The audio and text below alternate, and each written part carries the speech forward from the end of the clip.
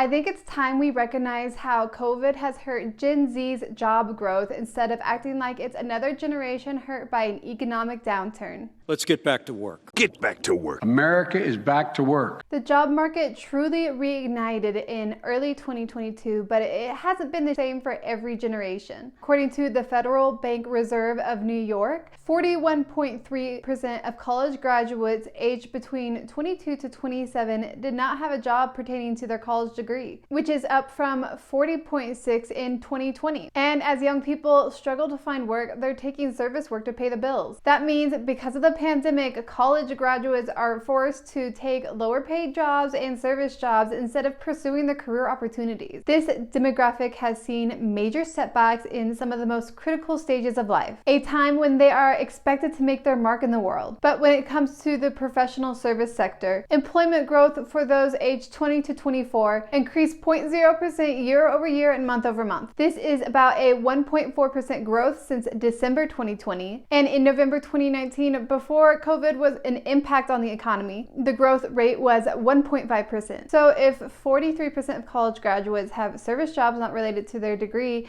but the growth of those jobs is not growing, where is Generation Z? Well, this funny thing can be seen in labor participation as well. Right now, job participation is lower than it was before the pandemic, even as unemployment rates fall to pre-pandemic levels. Unemployment in February 2020 was 3.5% compared to the current 3.7%. And this is partially because Americans are getting older and the oldest members of America are staying in their jobs longer. But boomers exiting the job market only accounts for 0.3% of the labor participation. That leaves a 0.8% gap. Where are these people? Patterns show that those in the prime of their career experience the least amount of job loss, and it bites at the elder and the younger side of the job market. Those aged 16 to 24 saw a negative 1.4% drop in labor participation in 2 years. This number is only second to those aged 65 to 70 at a 1.9% drop. While those on the upper end of the spectrum can simply delay their retirement and return to the job market,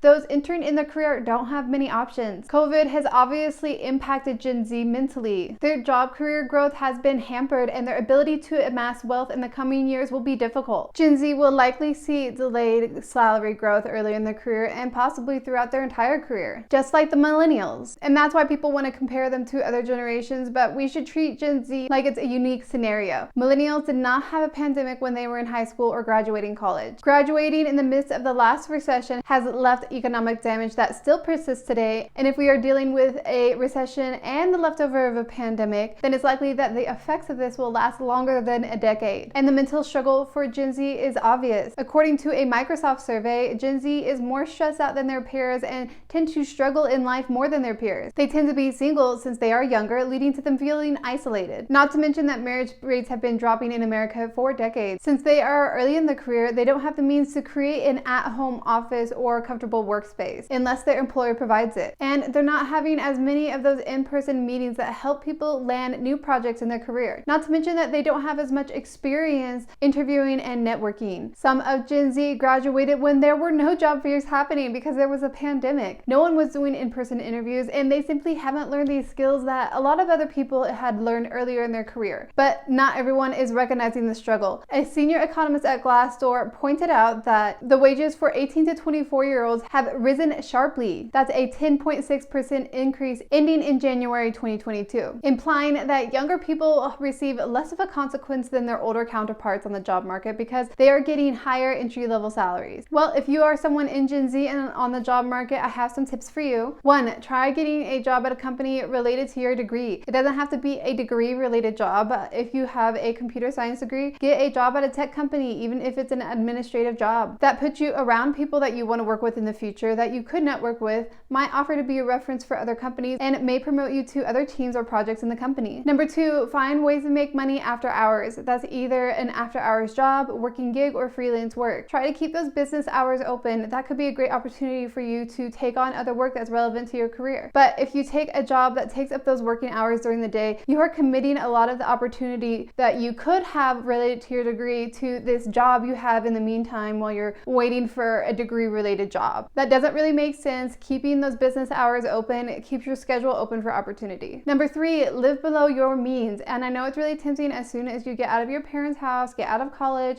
you finally get your first career related job or high paying job, you're excited to spend money on going to festivals or vacations or buying cool things, but now is the time to live below your means, especially during this kind of recession. That means consider living with your parents or living with roommates. Settle down on the eating now and don't splurge while traveling. Learning to live under your means now, especially during a recession, is a lifelong skill that will help you get through the next recession when you're older. Number 4, consider free, charity, underpaid, or apprenticeship kind of work. It is not the same as full-time work, but it is relevant on your resume. Depending on what the job is, some of that can really help you get a job that's related to your degree. So don't discount it just because you see prices rising around you and you know you can't afford anything. You think that you need to get a full-time job as soon as possible. I don't mean to sound old, but there are generations behind you that have gone through this kind of situation. They've graduated and started their career in the height of a recession or an economic downturn, and they had to find ways to make it work. So while things are increasing at a rate that you can't really handle, it doesn't mean that the employment market is going to change to serve this new economy. The employment market changes as slow as possible, and I promise what we have now is archaic and it's not changing anytime soon. Number 5, consider workplace or etiquette training. This is specific to you, Gen Z. You spend a lot of your early life behind the screen or not being able to network like your older peers. That means that maybe you haven't really learned how to network in person, the right way to bring around certain conversation, maybe even the right way to communicate over email. A lot of people more senior to you either